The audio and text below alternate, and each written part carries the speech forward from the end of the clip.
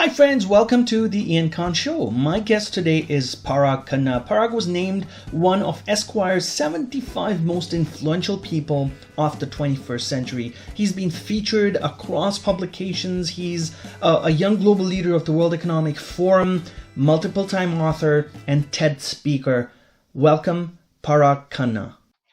Parag, welcome to the Ian Khan Show and welcome to the Aftershock episodes. Now, Aftershock came out recently. This is the world's top 50 futurists who are talking about tomorrow, different angles, different perspectives. Your piece here is really great as well, and you have such an amazing background in geopolitical science, futurism. You have such an amazing resume and a bio. It's really difficult for me to talk about all of these things. Tell me about your career path. Where did you come from, and how did you get here?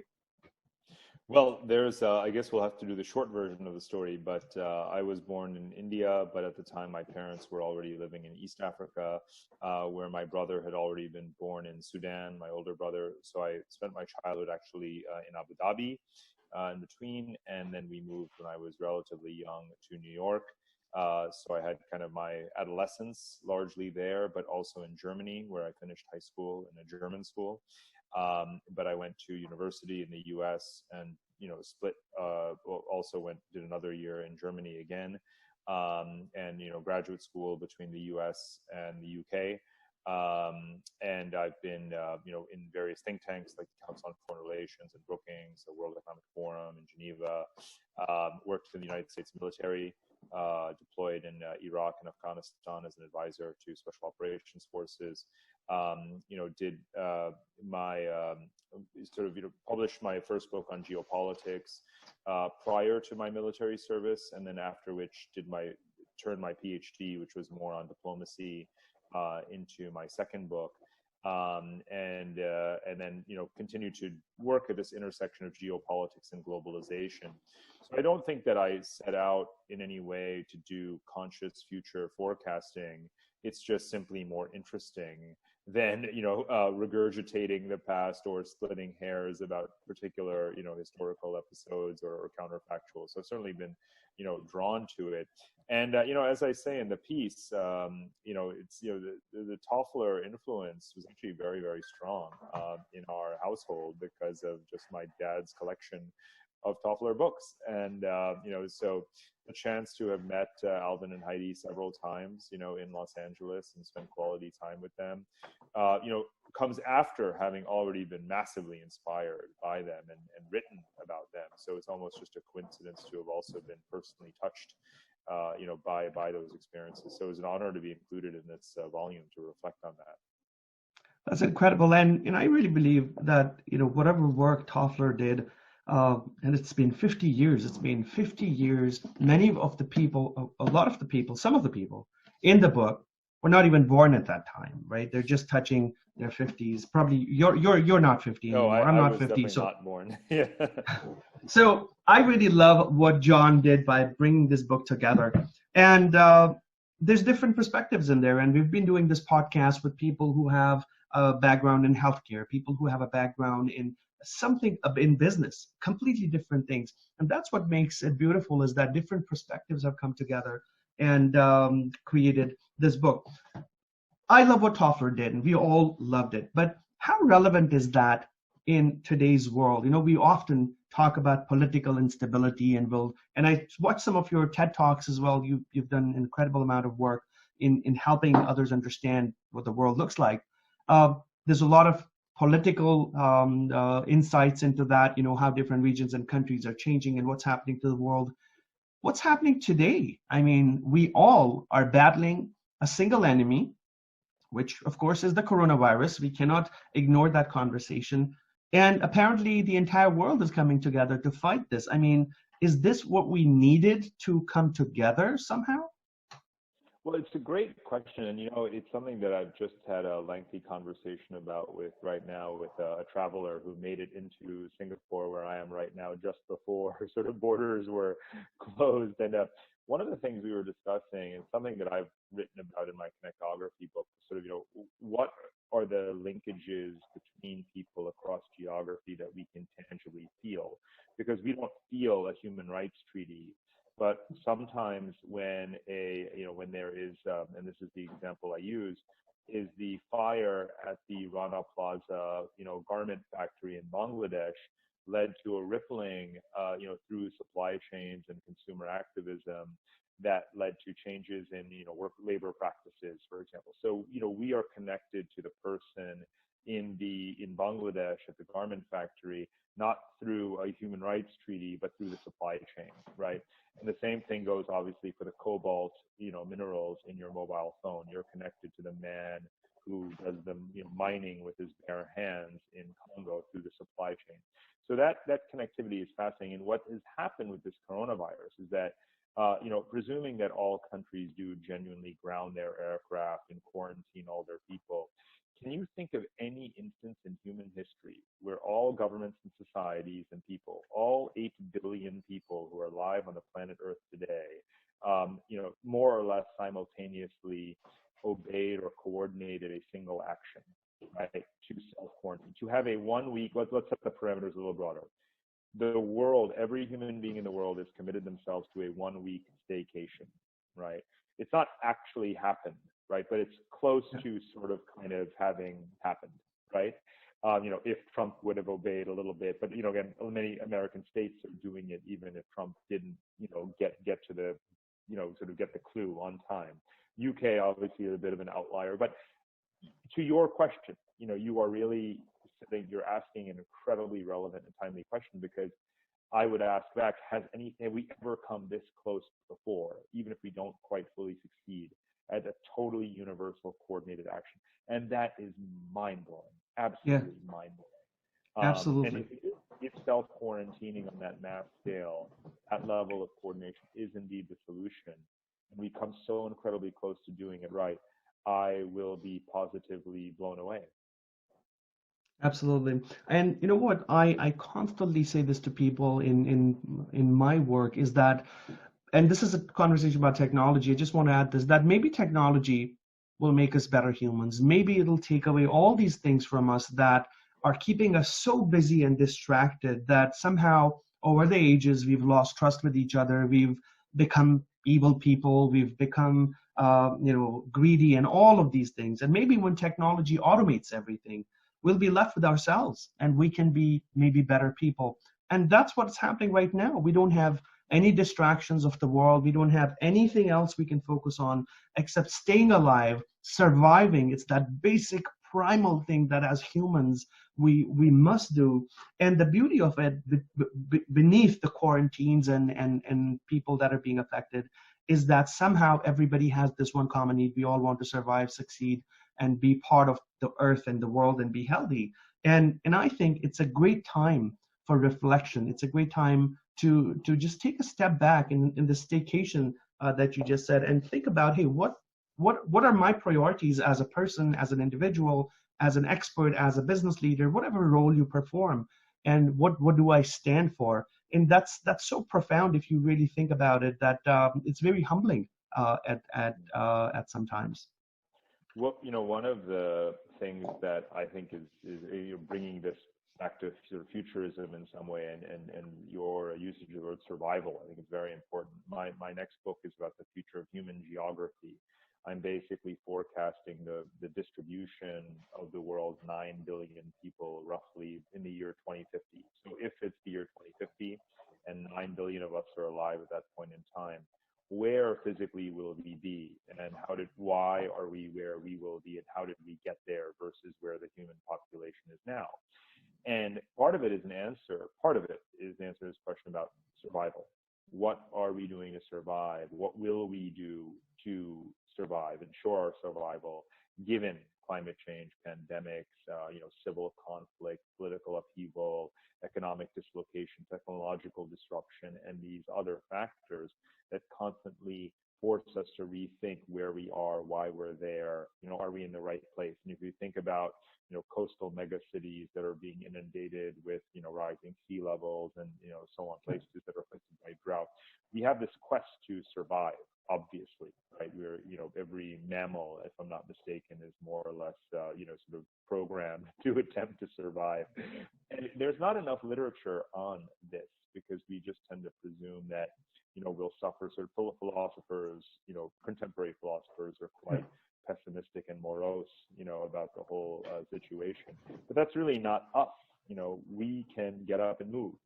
And so I'm kind of focusing on this intersection of mobility and survival and kind of, geography and futurism in my next project. So I'm glad you're thinking about this. So, forcing it, again, reevaluating the basics, bringing it back to the virus. I think one thing is that, the irony of the moment is that right now it appears that the world is at a total standstill, right? There has, in a very long time, there has not been this little physical mobility using modern transportation, right, in decades. Absolutely. However, coming out of it, isn't it obvious that there will be a lot more? It is to me, because if you live in a red zone, you are going to want to move to a blue zone. The minute those border closures are lifted, the minute those quarantines and the screening of people and the kind of, good passport versus bad passport, people are going to reevaluate and say, you know what?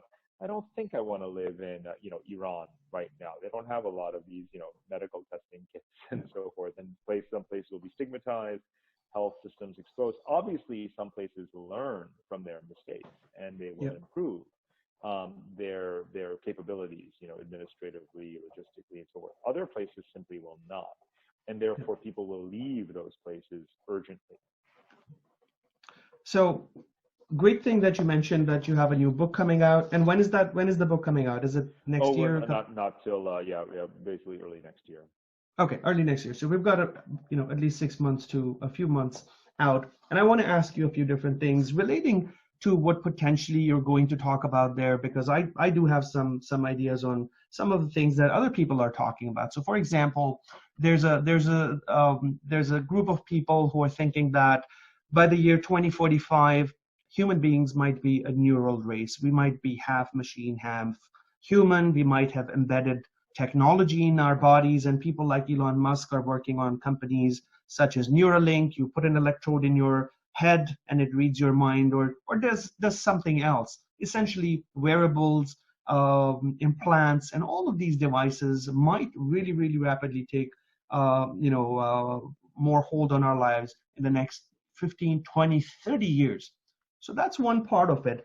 Do you believe that by the year 2050, we might be in a position where we're embedded with technology and we have all these things in our, nanobots that are medicines and capsules and tablets we ingest, and they heal us and treat us? What's your stance?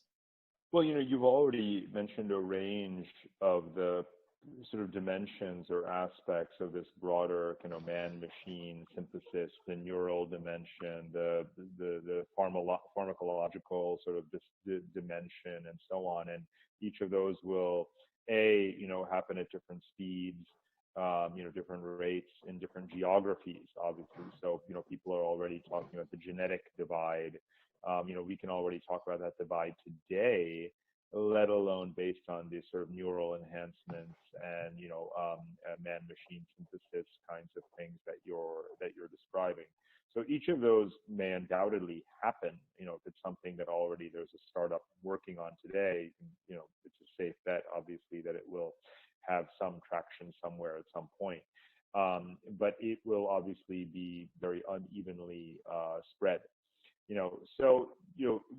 I would say the broader question in terms of impact would be, what things remain experimental and limited and isolated. So, for example, space tourism. Well, if it really is just space tourism 25 years from now still, and it's only 100 people who do it a year, we can talk about it, but it's not exactly a systemic factor, right? Yeah. Whereas if we're talking about,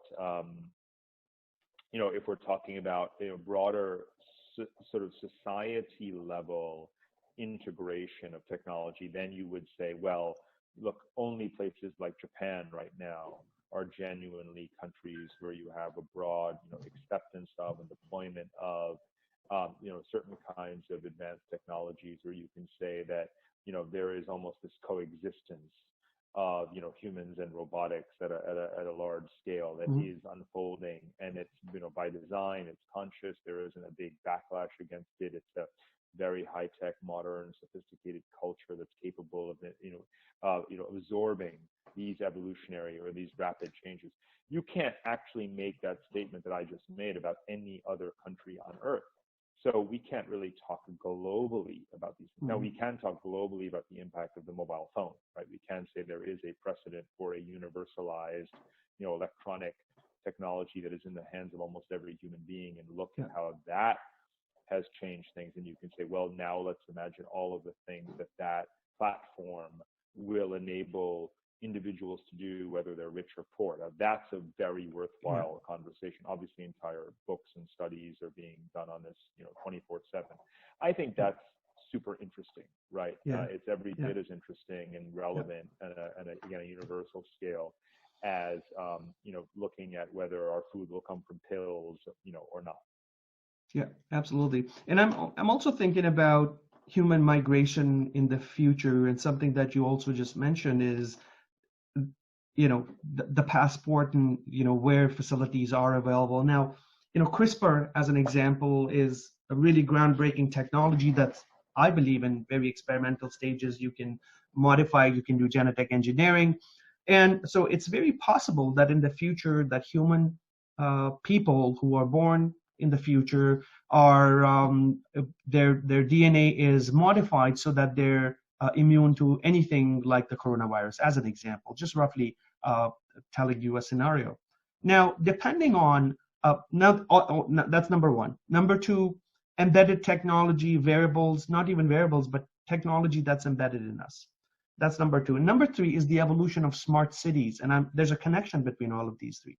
The evolution of smart cities, super connected cities. I believe there's going to be a shift in where people live based on what technology they have embedded and where they want to be ultimately, because of what they can do within a city. For example, I might be embedded with some technology, but it's of no use in a country where there's no smart infrastructure.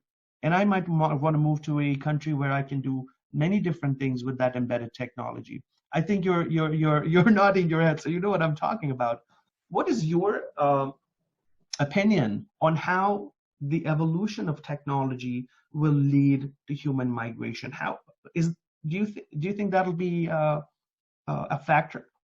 Yeah, no question. I mean, we can also link it back to the virus, right? So we're undergoing this mass experiment in remote work, telecommuting. The capacity for telecommuting has been quite high for several years based on the broadband, capacity in major cities, but we haven't used it because of corporate culture, which demands a certain degree of face time. But Yeah, now we're forced to, actually put that technology to work. And so people, those at the top end right now, those who are in any case mobile, remote, highly skilled, programmers and coders, they already were working wherever they wanted to. And now that their companies and employers are really going to get used to it, they may say, you know what, now I can really move to Bali, and live cheaper and be on the beach and still get my work done and so on. So we've already seen a bit of that. We might see a lot more of it in the future as we shift that culture. So will places that have a combination of, say, security, meaning biosecurity, agro security, physical security, while also being very connected so that you can do your work anywhere, are those yeah, places going to be favored by the talented, sort of people who can work remotely or from anywhere? Absolutely. And more, again, that is a trend that is already underway now, right? I live yeah, in Southeast Asia in Singapore. Now, Singapore is a bit, not a cost-effective city for a startup entrepreneur.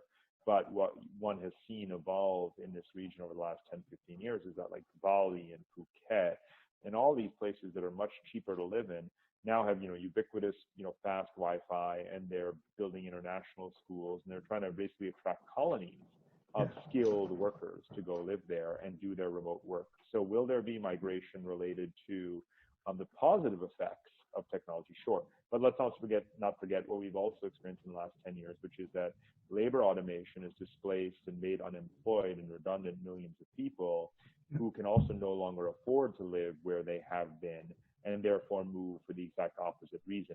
So within the United States, you've had this resorting, right? People cannot afford to live in even Rust Belt towns, and they're moving to other parts of the country, right? So there's positive and negative, technological impacts on human migration, and a whole lot more. Just two other things. One is, passports. Should we have a blockchain-based identification system that identifies you as you rather than, by your nationality, and it gives access, at least in a temporal way, to authorities so that they know about your criminal record and your recent travel history, so that you are allowed entry into a country based on your professional or personal merit, rather than being denied that because you have a passport from a Latin American or African country. Yeah, we can get there, more or less tomorrow, right? The question is simply, whether we have the willpower among the various government agencies to do it. A country like Estonia more or less has everyone's necessary IDs and security on a SIM card that each citizen gets. The problem is that while Estonians have it, if no other country has it, well, then it takes two to tango when you're crossing a border, right? So they're so far ahead that they can't travel to any other country with the advanced technology they have. They have to stick with the boring, dumb old passport. Now take Google Glass, right? So, one of the reasons, there were maybe two or several reasons why it didn't really catch on. One was that people thought, oh my goodness, this is a bit too intrusive. The other reason, obviously, is that the built environment didn't yet feature enough applications, projecting data that, in the IoT sense, that the glass will actually be useful for. So it was a product that was a bit ahead of its time. But now imagine, as you're saying, I have wearables, I have sensors, things I want to live in a place where I can actually use these technologies, so I want a fully AR outfitted, kitted out kind of city, and I want to go live there. I can totally imagine young people, some people being gravitating towards those places. You can also imagine people running away from them at the same time. Both are going to happen, right? Some will thrive, others will fail. So I expect lots of these things to happen in the various smart city projects that, sort of present and future. Yeah, absolutely. Thank you. I foresee a little bit impact of, if you ask me, I would say that between choosing food and technology, there might be future citizens of the world who will choose cities that have a better technology infrastructure than a better, there might be just vertical farms or other forms of foods rather than freshly produced foods. There might be that impact as well, given how addicted we are to technology and how much we are just glued to it. We are almost out of time. I am going to take one more minute and get your opinion on how the current oil wars, and there's an oil war happening right now between Saudi Arabia, United States, Russia. There's a huge oil play happening as of today, where oil prices have tanked. What impact do you think energy prices are going to have on global migration and / the evolution of autonomous cars, battery run cars, electric cars? What do you see happening in the next 20 to 30 years? Yeah, well, today's oil war is very different from the, OPEC oil shocks of the 1970s. In many ways, we've come full circle, actually, because those oil wars and oil shocks were, by the way, something that was a major point of departure for some of the writing that Alvin Toffler did, we should mention, because for him, in the writings that he did in the mid-late 1970s, it really represented kind of globalization of petro-geopolitics and the impact of commodities and markets and so forth, and the big impact that the oil shocks had, was obviously a major factor in the 1970s. But that was the time at which Arab, petro-monarchies were able to assert themselves. Here again, we see the exact opposite. This oil war is intrinsic to or internal to the oil-producing developing markets, and they have much less impact on, let's say, the U.S. and Canada and so forth. So, they're hurting themselves this time with low oil prices rather than spiking prices for the world. And as much as they may have a microeconomic impact on the shale industry in the United States, the fact is that you can only broadly do damage to the U.S. economy if you're raising prices substantially rather than pinning them down, and of course if those countries are dependent on Middle Eastern oil, which of course the exact opposite is true now in North America with the shale revolution. So I think that today's oil wars are relatively marginal. Again, literally at the margins, having an impact on specific companies in the shale industry, but we all know. And it's hard for anyone other than paid up lobbyist hand of the energy industry, of the fossil fuel industry, to deny that the cost of solar is in secular decline, and that's going to obviously lead to a certain self-propelling momentum. Yeah. And I think that applies, of course, in other categories of alternative and renewable energy as well. And then battery technology is something that, again, in material science and in the broader corporate environment and the funding ecosystem, takes on a life of its own. It's not something that is really going to ebb and wax and wane based on the oil price at this point. So as I've been saying for some time, you've got a bookshelf behind you. For some people, that bookshelf 5-10 years ago had several titles on it, such as Peak Oil, End of Oil, War for Oil. And what I say these days is, take all those books that were bestsellers 10 years ago with those titles, and you can commit those to the recycling bin, right? There's really no need for oil wars. Absolutely. Absolutely. Parag, it's been such a pleasure speaking with you. You're such an inspiration. Keep up the good work. Thank you for being part of this podcast. Thank you for being part of Aftershock. And Aftershock is available on Amazon, I believe, and really good read for anybody who wants to learn about what the world's top 50 futurists are talking about. Parag, where can people look you up, follow you, contact you if they need to? All the usual places, paragkhanna.com, LinkedIn, Twitter, and all that. No futuristic platform that I'm yet on that you're not. Okay, perfect. Parag, thank you so much. Take care and safe times, and we'll catch you around. Thank you so much for being part of the podcast. Hey friend, this is Ian Khan. If you liked what you saw on my video, then please subscribe to my YouTube channel and be inspired every single day with innovative content that keeps you fresh, updated, and ready for the future. For more information, also visit my website at iankhan.com.